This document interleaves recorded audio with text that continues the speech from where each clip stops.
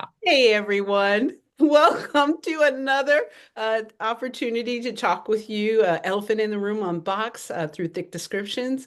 I'm Suzette Chang, and this is Dr. Robin Miles, my co-host, and we have the very cool pleasure of talking with Miss Ady. Ady, say your last name because I know I'm going to butcher it. Not a problem. It's Arguelles-Sabatier. There we go. And if you don't know, Miss Addie, excuse me, Mrs., my bad, Mrs. Addie is the executive director of the American Anthropology Association. So very happy to have you. Thanks All for having right. Yeah, yeah. So let's lean in. Addie, tell us about you, and then we'll go a little bit deeper. This is very anthropology of you to give me this open-ended question. So, um, I think probably the most relevant to this conversation is how I came to be in this position. And that I really, for me, it was kind of a unicorn opportunity. My undergrad major is in anthropology, and I grew up in South Florida in Miami as the daughter of Cuban immigrants, which is, the Miami classic story. And I always felt that I wanted to understand more about the world around me, and I wanted to lean into that curiosity. And I always kind of felt outside of either culture. Mhm. I didn't have the language for that at the time. I didn't understand what anthropology was or that was an option as a major. I'm the first in my family to go to college.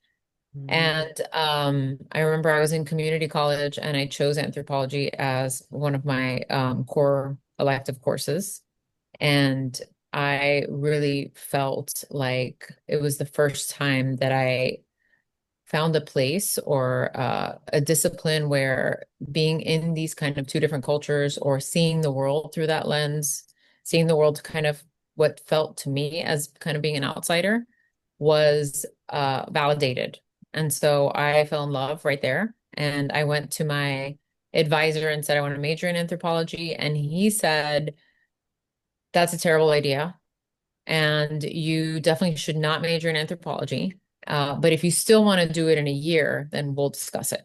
And so I took all these other courses and I tried different things, but I never felt the same way. So I came back in a year and I majored in anthropology and I moved on to a career in nonprofit. And I used that perspectives and the tools that I learned in my anthropological training. I use that every day in nonprofit management and in specifically in fundraising, especially in South Florida, which is so multicultural. And really being able to listen when you're trying to help someone determine where they want to make an impact in terms of their philanthropy. And we finished up a campaign at FIU down in South Florida. I had been with them for about 8 years at that point. And this opportunity came up, and I thought, wow, this is really full circle for me coming back to anthropology, but also with all the nonprofit management skills that I could use to not only advance my career and my role, but in a discipline that I really believed in and that I was really just my mind was blown that that opportunity was there. So I was really happy to take that on. So I have a question. Why do you think your advisor said no in the beginning? I think I know, but I want to hear it from you. So I think that many of the same challenges, kind of like the perpetual challenges of like, what are you going to do with an anthropology degree? And you're a first gen student and you need to do something that is quote, more practical or, what's the application of that? And I would say the application is everything because you really what other field has a broader scope or more relevance in the world and how to deal with all these disruptive changes that are happening today. So that's my suspicion. What's yours? Same, because I was told the same thing. After getting my undergrad and then wanting to pursue a master's and was told, we don't think you should do that. You're a mom, you are an adult, why don't you do something that's more sustainable? And I Right. thought, how understanding why human beings do what we do is unsustainable. Yeah. It didn't make sense. And so at the time was working at a library, was an actual librarian, and was told, why don't you pursue that master's first? And then if we're still, if you're still interested, then circle back. And it's like, okay. Yeah. Okay. And now more than ever, the need to understand why we do what we do.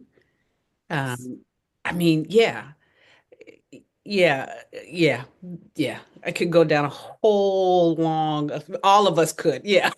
Like, You know what comes up for me too is how little kind of credence we give to the curiosity of especially immigrants, right?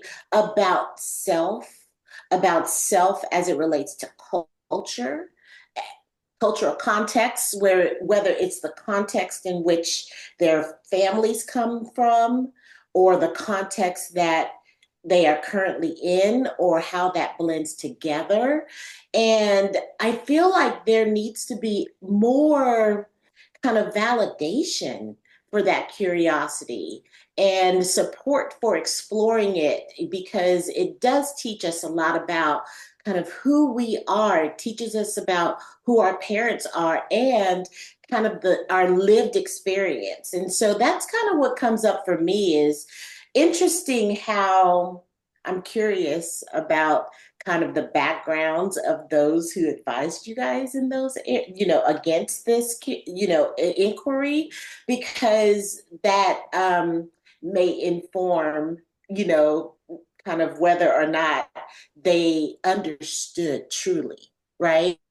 Kind of the curiosity that lied within you both. So that's yeah, kind of what comes up for me and how can we better feed that, and fuel that curiosity amongst others who are, first gen immigrants or second or third. It doesn't even matter. It's just the curiosity that comes up for me.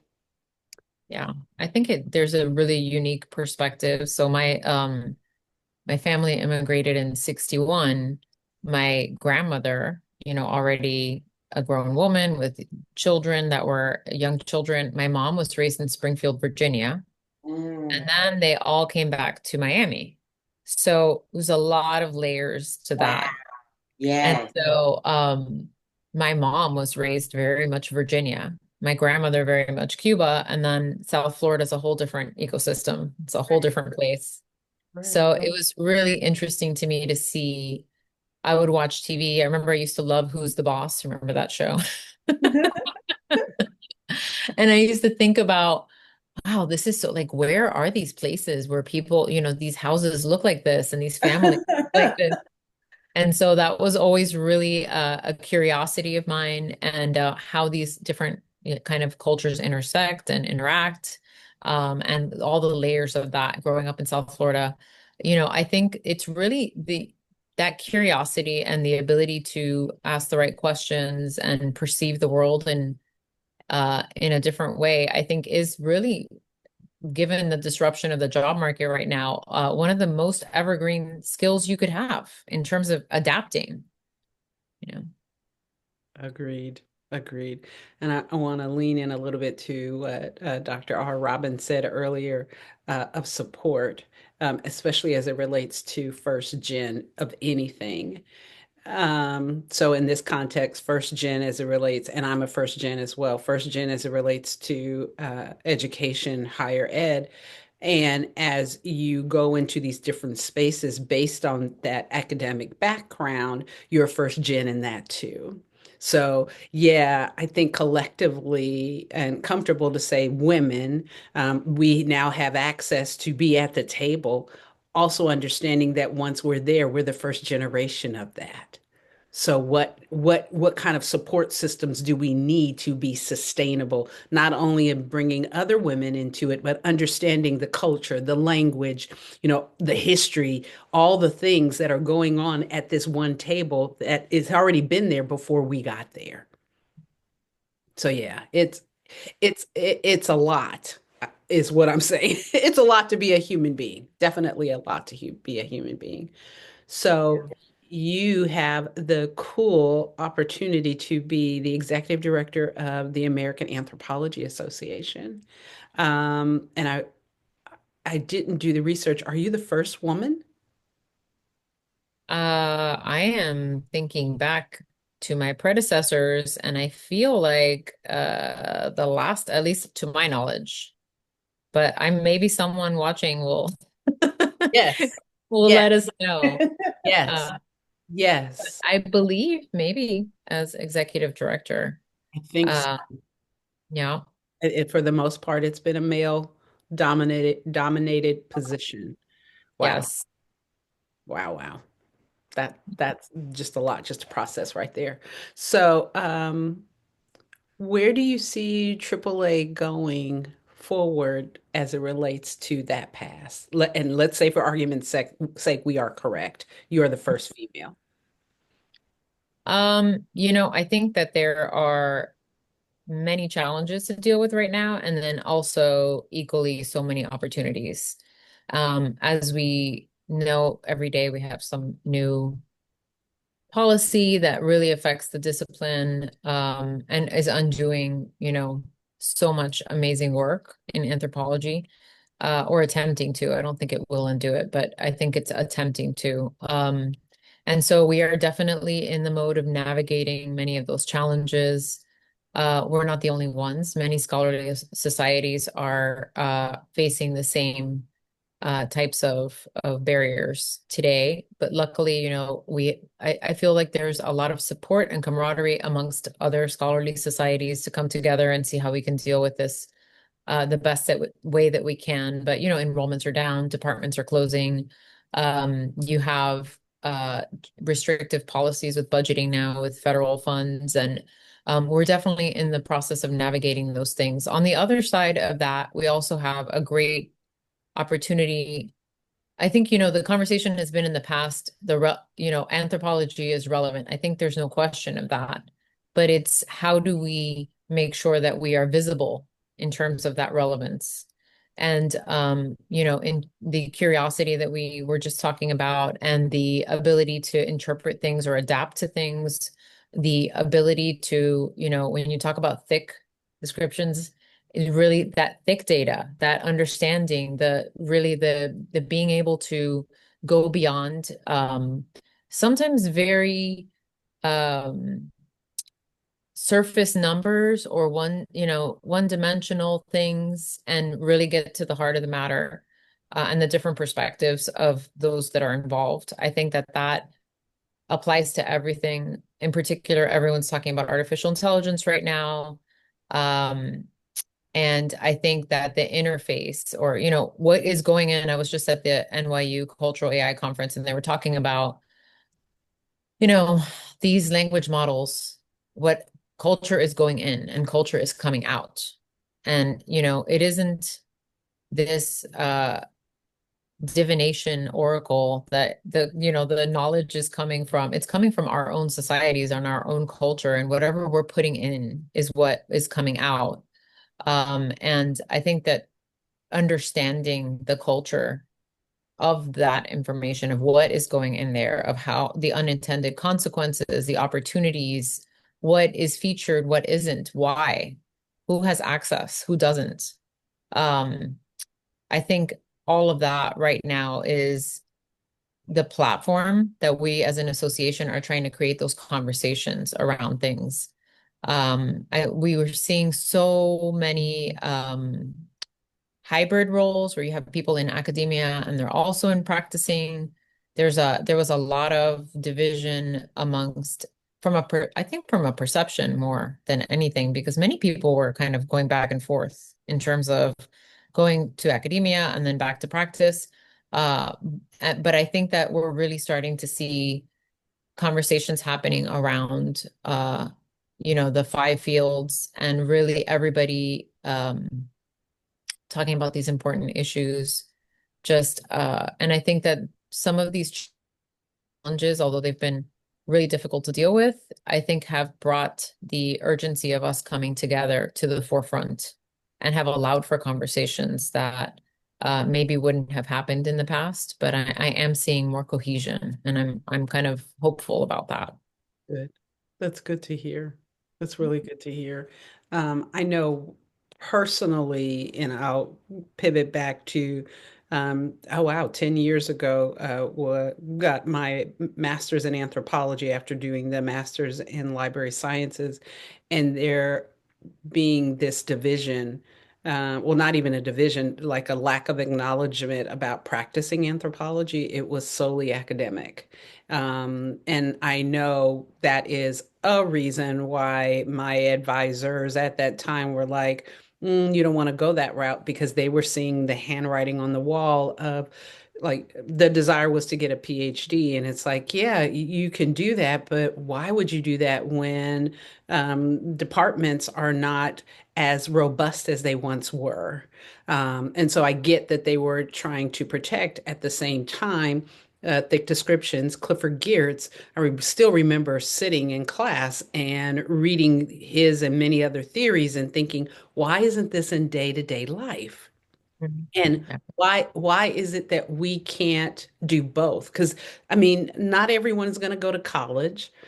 However, everyone has a day-to-day life. And so, I mean, there's room for both is where I'm going with all of that. Um, and was told that not only were my advisors protecting me, that it was, if I wanted to explore outside of Oklahoma, I might have different experiences at that time, and still pretty much, but not as bad. Education was extremely poor in Oklahoma. We were ranking in the low bottom 10. Now we're in the middle bottom 10. So there's been improvement. At the same time, the focus to use anthropology as a vehicle for critical thinking and day-to-day experiences was just so abstract, and I just couldn't understand it, and thought, well, yeah, I could go somewhere else and do this, but why not work here? Yeah, Yeah. well, that I feel like that kind of toggling back and forth between academia and practice can be applied to almost any discipline, quite frankly. I know that I have, approached that with leadership, with organizational development. There's always kind of that back and forth. And I think that, like, when I look at the evolution of kind of our existentialism over the past decade, we have really come to terms with what I'm calling this disembodiment, right? Because if you think about academia, it's like approaching topics and subjects from the head up, from the neck up. When we talk about practice, we talk about integrating, right? And becoming more embodied. And when you look back at even just the conversations around wellness, well-being, kind of the whole field of neurobiology, the whole field of just neuroscience in and of itself, it really has gotten us in this mode of thinking about how we are embodying life, embodying it holistically. And I feel that, when we think about anthropology, it and the practice of anthropology, that's actually what it's suggesting, right? Is that we embody our culture versus looking at it at a distance and evaluating it as some of our lovely Greek, philosophers and wise thinkers. We're indebted to them for all of the things, theories, and the ideas that came out of that era. And now it's time for us to bring it together and become more holistic and integrated beings. So I feel that, like, I'm appreciative of living in this era right now, because I feel that's how we're going to make an impact. Yeah. And I applaud and agree with you, Robin. To me, Clifford Geertz was on it when he came up with this term, this method of doing ethnographic work. Um, because for those of you that didn't know, he was like, look here, anthropologists, us going out to different communities and sitting in our armchairs and saying, they're doing this because of that, that, it's got to stop. And so, again, he was on to something, but it was like, not but, it was, and why aren't we doing that outside of anthropology? And Right. a way to do it is to give people the tools and resources to do it. And insert ourselves into the inquiry. I think that was what drew me to the disciplines in which I studied in my graduate studies, is like when they gave me that phrase of inserting myself into the inquiry, I'm like, yes, because I don't want to be an outside, like, Right. Right. onlooker, or, looking from the Right. ivory tower. I want to be in it because I am in it. It's affecting me too. Mm. So I love where we are in our, kind of arc of growth in our respective disciplines. Mhm. That's really interesting. Am I allowed to ask Dr. R a question? Yes, you are, Addie. So I was wondering about kind of the anthropology and leadership and how you see those things kind of coming together or how they intersect. I really am curious about that.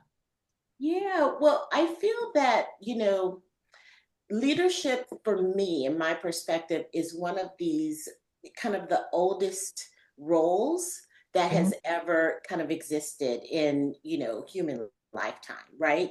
There's always been some kind of dynamic between a person, people, groups of people. And I feel that when we look at our existence through an anthropological lens, we can't ignore the kind of the role of leadership, Mhm. because it literally impacts how we be together, how we relate to each other. And when we take that out of it, we're taking out a major component that informs kind of our existence. And we can pretend like, oh, we're all, we're all leaders and we can all, coexist together and we're consistency driven. And that doesn't work. Yeah. It's never worked, ever. It It's like sounds an cute idea. though. It sounds cute though. It's real cute, but it's so unrealistic, Yeah, right? totally. It's unrealistic. And so that's kind of short, the kind of my short answer to why I feel that these are so intricately woven together. Hmm. Yeah, it's like when you write an email to everyone, no one answers you. You have to you have to write an email to someone that you want to take the lead on something, or even as a parent, you know that if you say somebody needs to XYZ, not gonna Somebody happen. will do it. Yeah. Or if you like suggest something to an Yes. employee, you're like, it'd be great if. That Right. doesn't work, because Right. as human beings, we're kind of hardwired Mhm. for clarity Yeah. and directiveness, right? And when we kind of stop short of that, we compromise that communication. Hmm. We compromise the effectiveness of our communication. And then we sit there and wonder, well, I gave them a suggestion and I just didn't want to be directive. Well, guess what? If you're the leader, you may need to just say, be more direct or be more clear, Yeah. because clear is kind, Yeah. unclear is unkind. That's true. So if we can like embrace some of that, and the problematic pieces of that have to do with power, right? The misuse of power and all of the other things that surround some of the interesting things that we're seeing in leadership today. Like, that's what was But going through my that's something that we need to just address, right? But don't do that in absence of the fact that this is a dynamic that is actually here and we can do better with it. Right, Yeah. right, right. And I know, as folks that historically have not been in positions of power as we step into all of that means. We've got that history in our rearview mirror, and we're clear about what didn't work. It's just making sure as we move forward, we're not only moving forward in an ethical and moral way, we're also asking for grace.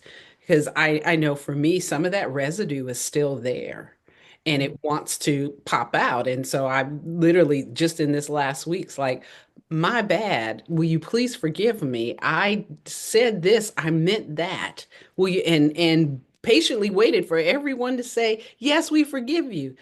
Because it's part of my history. It's part of how I was raised. I was raised in a hierarchical environment, and so yeah, I'm not gonna act like that part doesn't still speak from time to time. Like, hey, you want to do? No, that's not effective. It's not sustainable. However, it does exist. So yeah, yeah. Well, it doesn't mean that there's no efficacy to that.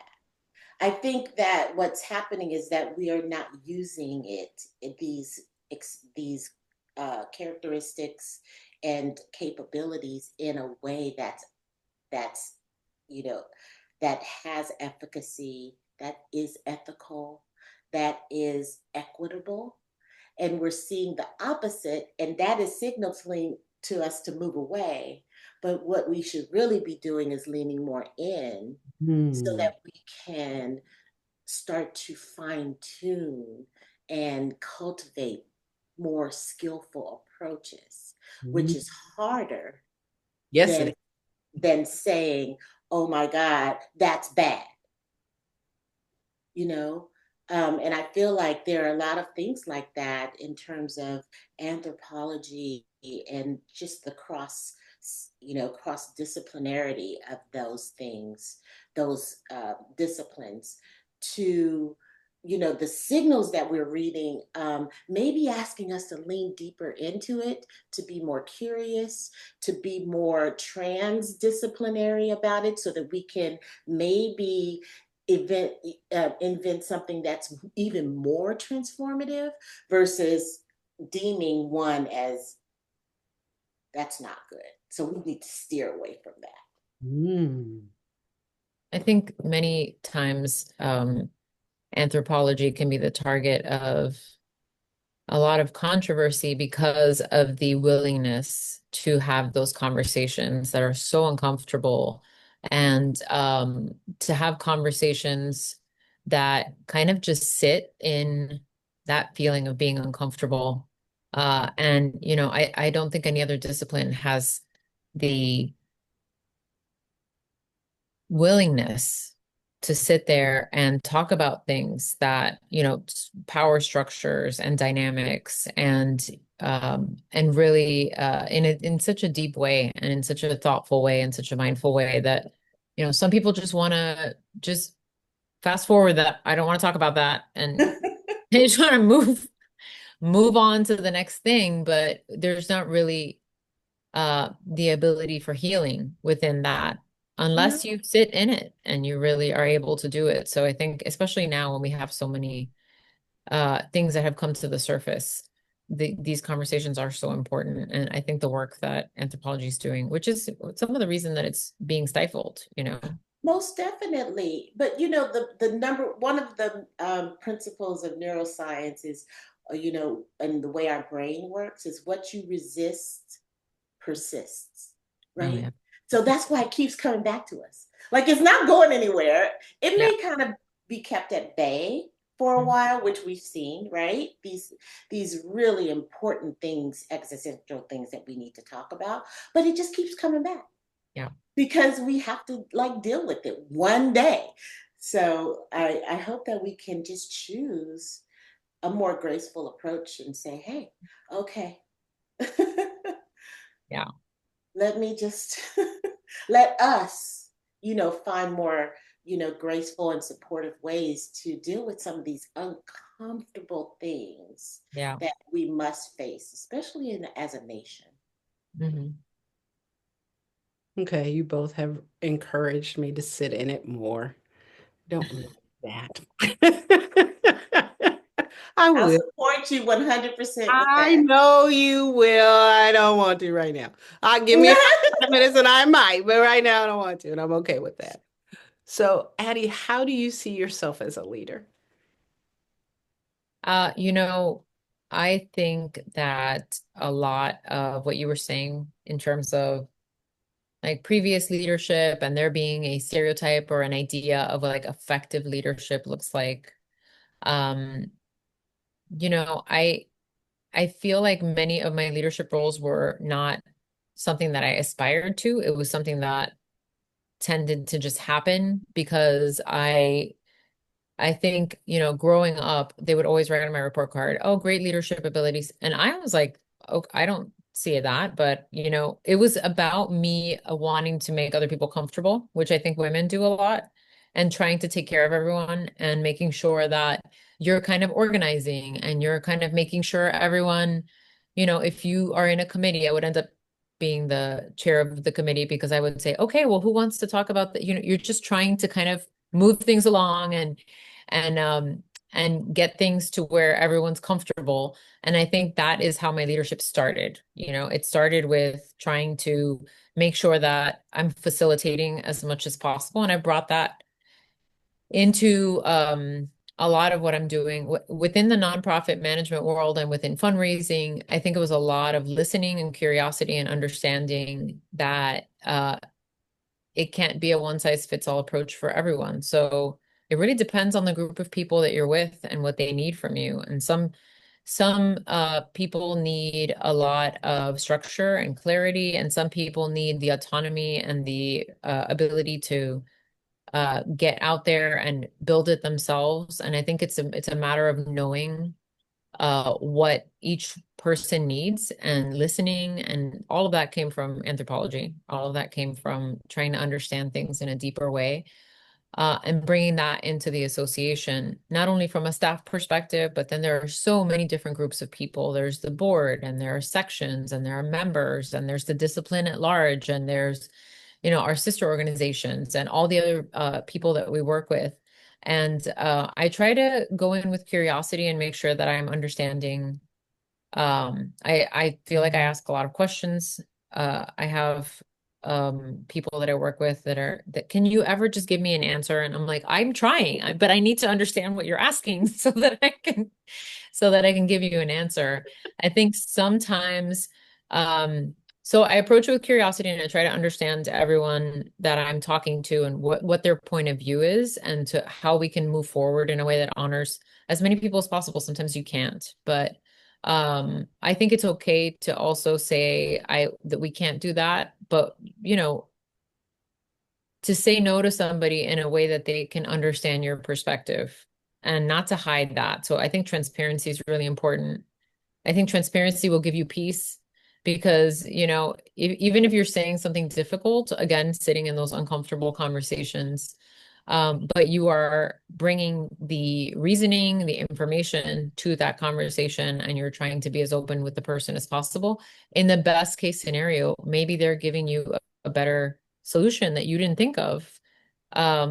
And then in another scenario that is less desirable but still very acceptable is to have them understand the disappointment. And you can be disappointed together. You can both say, I also wanted this to happen. So, in these challenging, restrictive environments where you have like resources that you have to allocate in ways that are much more intentional, sometimes there's a lot of no in the strategy. There's a lot of things we can't do so that we can do this.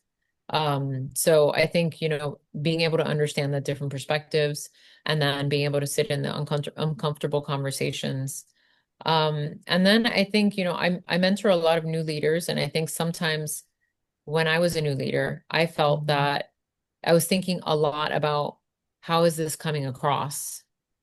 And I think that kind of like really stops you from being at your full potential because coming to the table to share transparently your thought process, how you came to that decision, and trusting in your ability to process that and be able to say things in a way that if someone else comes up with something, you're not going to feel defensive. You're going to say, "Oh, I didn't think of that. Amazing." You're coming at it like, I need you to be my partner and collaborate. I need you to help me. And all of the Okay. coming to them with kind of all of it, coming to them with your doubts, coming to them with your challenges, coming to them with your thought process and being open to that kind of collaboration. I think if you're able to get over the initial feeling of I should have thought of that, or I should have been quicker, or like the insecurity around that, and to just feel that your process is a good process and that you did your best to come to this conclusion, but that you can't do it alone. I think that really being able to come into that collaboration in that way and get to know people is really, most of the other stuff, in my opinion, kind of takes care of itself if you can be reasonable that way and you can approach things in that way. So that's kind of been my approach here. Very different, I think, in terms of like scholarly associations. And, I feel like many, when I talk to my peers, there's a lot of, I guess it's a feeling of, I have to report to the board. But I have felt that our board is very open, collaborative. They're in the room because they want to help you. And if you approach that, if you come into the room knowing that they're your partners, they're there to collaborate with you, they're there to help you, just the myriad of perspectives and experiences that you can bring to the table with that kind of an approach, I think has been great, especially with anthropologists on the board. They're all very deep thinkers and very smart people. So I've felt fortunate to have that kind of an experience. That's pretty cool. And yeah, apologies for the technical stuff. I think it's Problem. been, I guess we'll see where this goes from here. Yeah. Um, Addie, what do you do for fun? I'm so boring. Okay. So I love to be home. I absolutely love my house. I love to piddle around and, whatever seasonal activity, the farmer's market. I like simplicity. I think, I grew up in a big city, so now I'm living in Northern Virginia, and I like watching the seasons change and doing kind of the seasonal activities.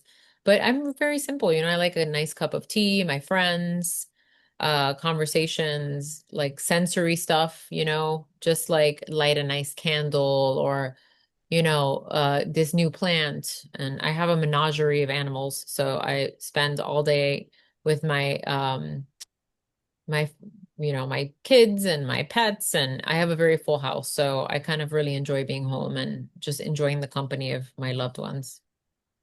Tell us about your pets. You said you have a menagerie. Oh, I do. I have let's see, we have four goldfish that my mom, who lives with us, keeps. And Okay. then we have hermit crabs. And then we have a Flemish giant rabbit in my daughter's bedroom. He lives there with her. Okay. I have two cats, and then my son, who lives on the premises in kind of um like an in-law quarter. He has two other cats, and then we have a big rescue dog that we got last year, that we've had to kind of rehabilitate. He's gone through some things, but yeah, that's, everybody in the house. So I'm plenty busy with all the different things that go with that. Um, so we have a big family. We're, your typical Cuban, big, loud family. Um, what's the hermit crab's name? Because as soon as you said that, I started thinking SpongeBob. No, well, my daughter named one of them Tamatoa from the Moana movie, Okay. the Yeah, yeah, yeah. cartoon. And then she keeps changing the names on them because they change they change shells. And I'm like, my daughter's name is Mia. So I'm like, Mia, are you sure that that is not the same one in a different shell? And she's like, no, no, no, no, no. This is Opal now. I'm like, no, no, I don't think it's Opal. I think this is the same one that you had last week. So she'll change the names up. But Tamatoa stays Tamatoa. She likes that one. Okay. But the rabbit's Artemis. And then, you have the cats, and they're all interesting, And but they a all lot of this. Hmm? And they all get along. I mean, the hermit crabs are kind of like, I have to Yeah. say, I told her, Mia, I'm glad you're enjoying, the hermit crabs. But and she treats them very well, make sure she reads all of the, like they have an association, of course, everything has an association. Um Hermit so Crab she Association. they Okay. do. They actually do have a hermit crab association. So she reads all of it and tries to make sure they have all the things they need to have. But I'm like, okay, honey, they come out at 2 in the morning and I feel like we just have sand you know, but she's enjoying them and everybody's pretty good. Everybody pretty much gets along. The kids not Interesting. so much. The pets are better. Ah, ah, ah. And how many kids? So I have five, Okay. four Okay. boys, and then my girl's the youngest. She's 16. Everybody else is kind of grown, but Okay. she Okay.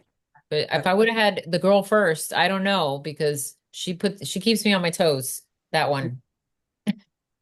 Trust me, I know. Trust me, I know. It's any human that I talk to that is a parent, I am hopeful that they have one of each so they Yeah, can see the similarities and the differences. I know.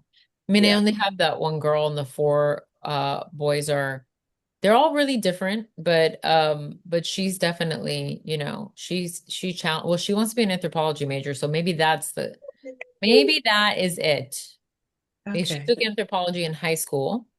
And well, before she took anthropology in high school, she was like, anything that my mom does is not cool and I don't want to do it. But then she took anthropology in high school and then she was like, this is actually pretty cool.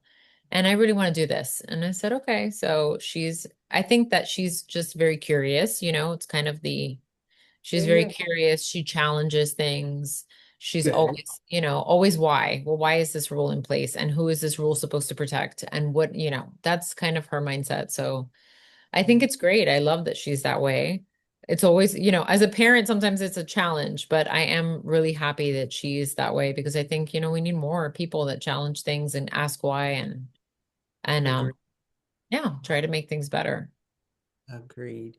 Addie, you have a teenager. Wow. Oh, I have like 20 something year olds. So she's the youngest. Yeah. Fair. Fair. I don't know why I thought when I knew you had kids, I don't know why I thought you had littles. Oh, I don't, I can't even I enjoyed them all I'm sure parents feel this way, but I enjoyed them at the ages they were at.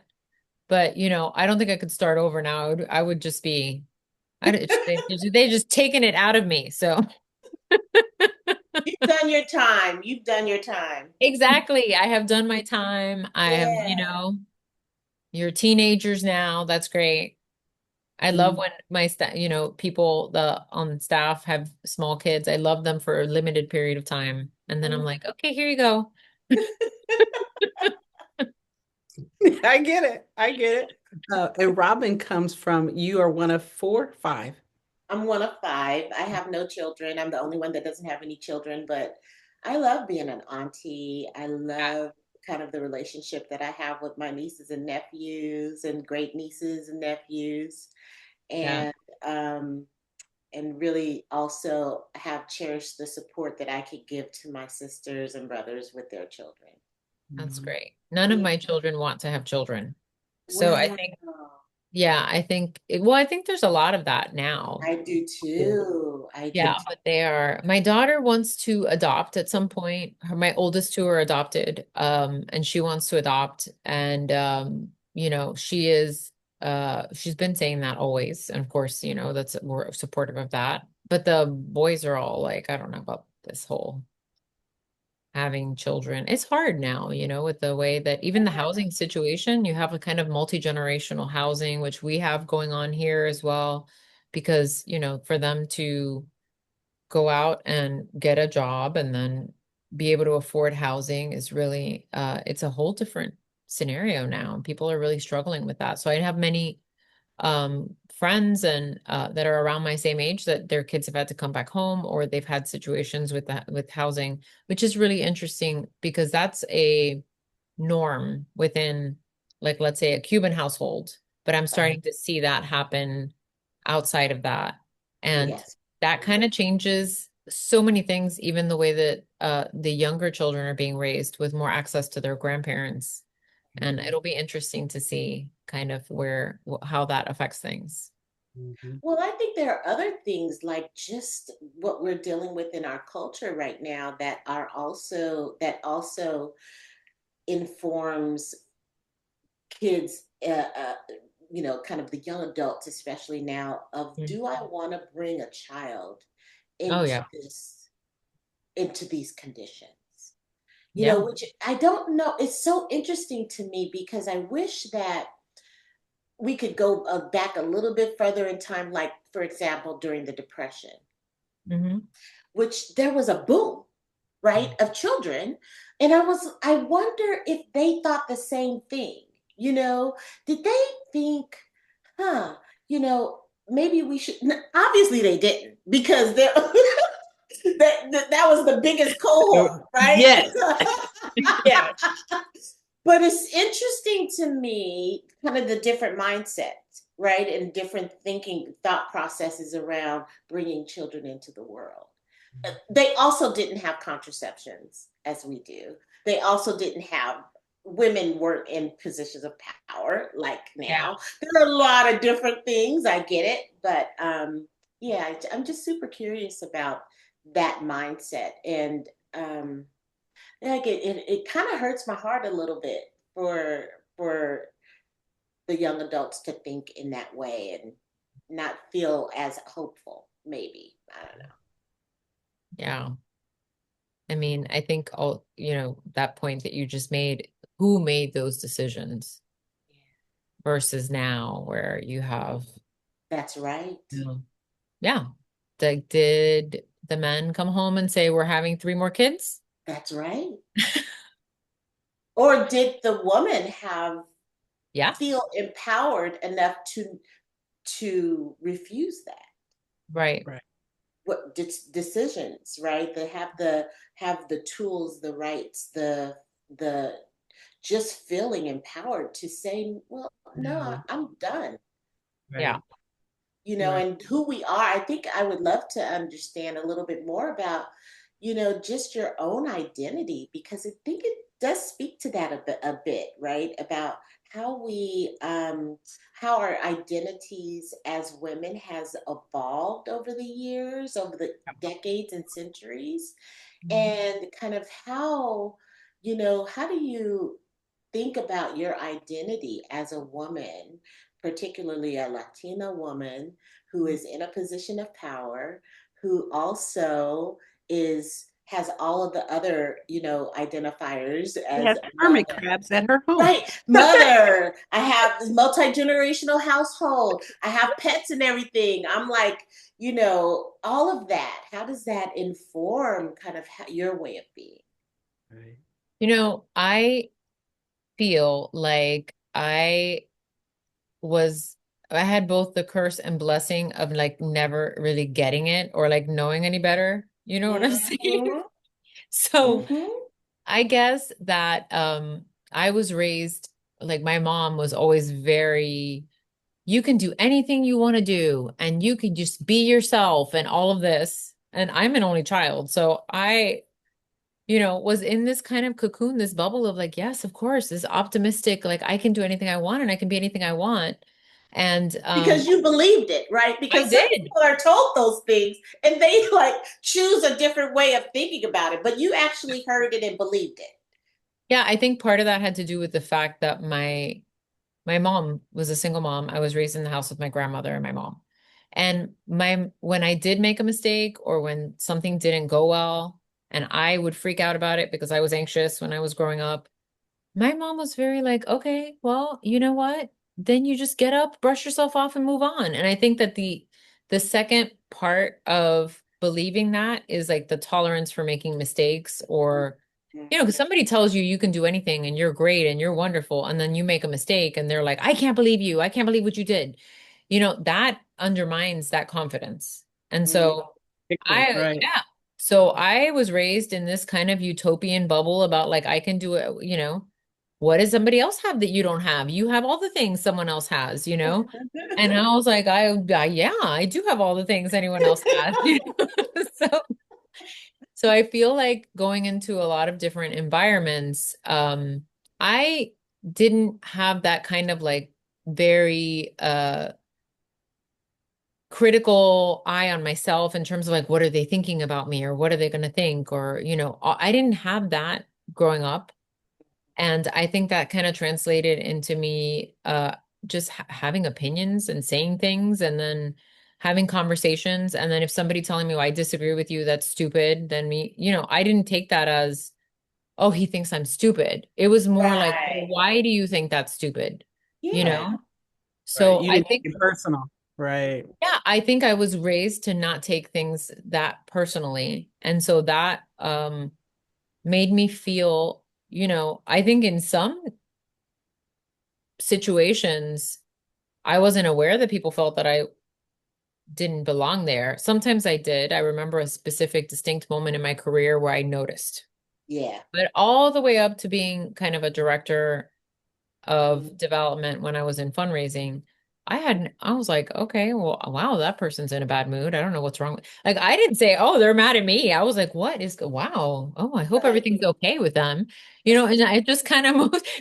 It just kind of 'Cause that's their Yeah, it's problem, more not mine. surprising. Right. like, It's like, oh wow, my God, what is like, oh, there's wow. something going on in your world. Oh, That is exactly the way I took it. There's something going on in your world. And then when I moved into executive director, not at this role, but in my previous role, then I just felt this kind of hostility. And ah, I was trying to figure out where this hostility was coming from. And so I was really big on this whole idea of, well, oh, did I do something? I went through this whole like, let me review the conversation in my head with the person that I was talking to make sure I didn't say something that, maybe I wasn't aware that I had done something that was hurtful.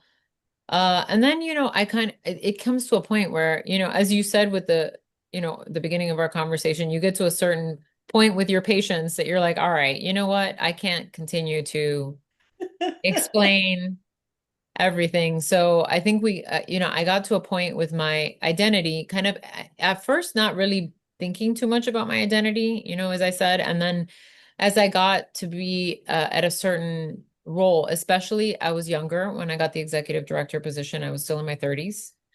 Um, mhm. and there was a lot of animosity about, I think people's like, I don't think they were aware of it. I think it was a subconscious thing, but there was definitely, how did you get into that position? There was, things that they always say about women. I wonder how she got that, all these things, even That's right. though you worked so hard to get there and you did all the things. Have the paperwork to prove it. Right. Oh yeah, there was still always oh yeah, So I think that that was a shift for me in my identity because I went from kind of not being aware in an almost naive, kind of innocent way to then having to deal with kind of a lot of hostility and making a decision to continue to feel like, oh, you know what? That is still like I am representing to this person something that is triggering them because something is going on with them. I kind of just evolved that same thought process. Yeah. So continued to kind of, there was a moment where I took it personally, and then I was like, I'm not going to take this personally. I'm Well, acting. it sounds like you were being introspective, Yeah, I which mean, to me is a little nuanced. It's a little different. You're really taking ownership and responsibility for what you feel like you can contribute and control right. versus taking it personal, Yeah, right? That to yeah. me sounds a little different, the way you're That makes sense. describing it.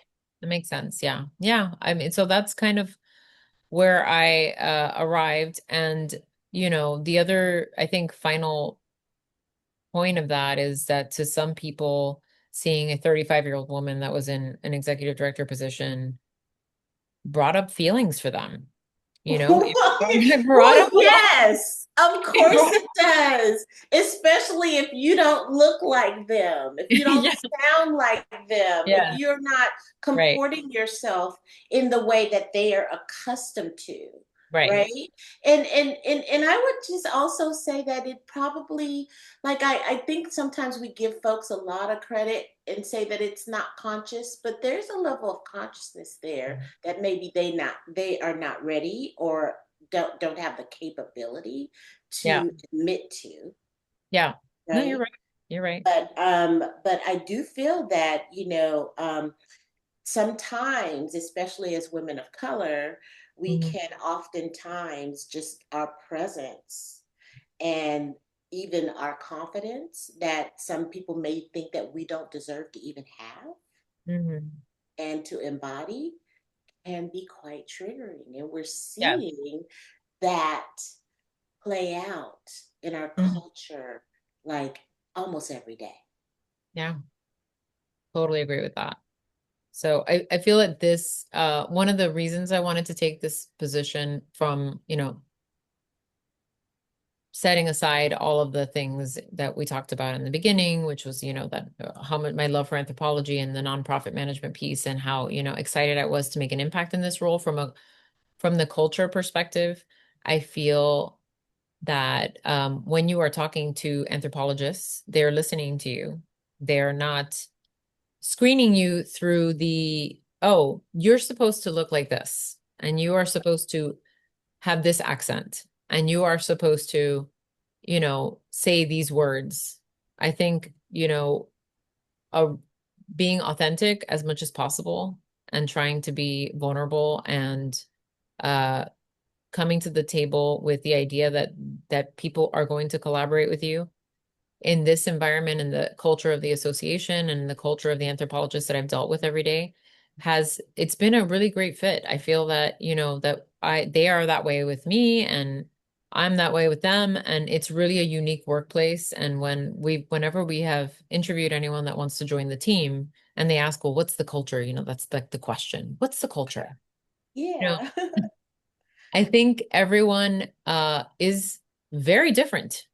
Mhm. Like we have a smaller staff now, but they're all very different and they all show up in the way that they feel comfortable and their contributions are great in that way. I think which the staff is really good about being accepting and seeing the value in different perspectives.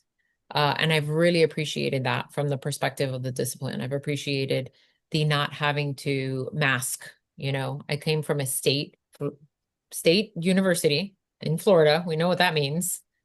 And so that was what was valued there.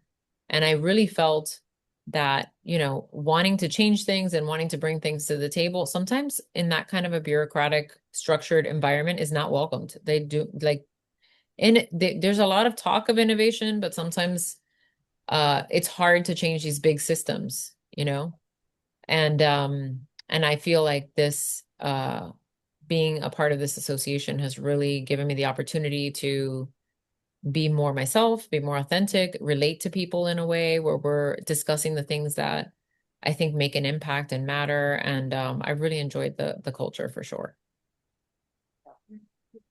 Very, very cool. Anything else either of you would like to share as I am constantly being distracted by this fly? Ugh. I just want to thank you for the opportunity to have this conversation. I think, especially all of the work that we've done with Napa and the practicing side of things, it's really inspiring to see where things are headed. When I talk to people outside of the discipline about what I do now, there's always the idea that anthropology has to deal with the past. And Oh, the idea that it's kind of a living and evolving thing and that it is very much a part of the future. I think the way that most people will meet an anthropologist is through the world of practice. And so I'm really excited to be a part of this and to contribute in any way I can. So I want to appreciate your time today. Absolutely. And same and reciprocated. Um, I think we've really hit something in this conversation of helping to humanize anthropologists. Um, as you just said a moment ago, most folks tend to put anthropologists and as in the past and suspend us there as if we do not function and are still alive and practicing and doing all the things that we do. Um, and a reason it was so important to have you on this podcast is to help the next generation of anthropologists, help them to understand this is something you could do too.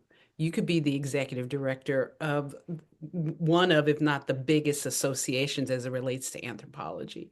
So definitely pushing against that narrative that you and I, Addie, received of, maybe you don't want to go this route. This is a Yeah, reason why you should or could. absolutely. Anything you'd like to share, Dr. R. Robin? No, I'm thank you so going to call you much, by all your Addie. names. You can easily just call me Robin, Suzette. I know, I know.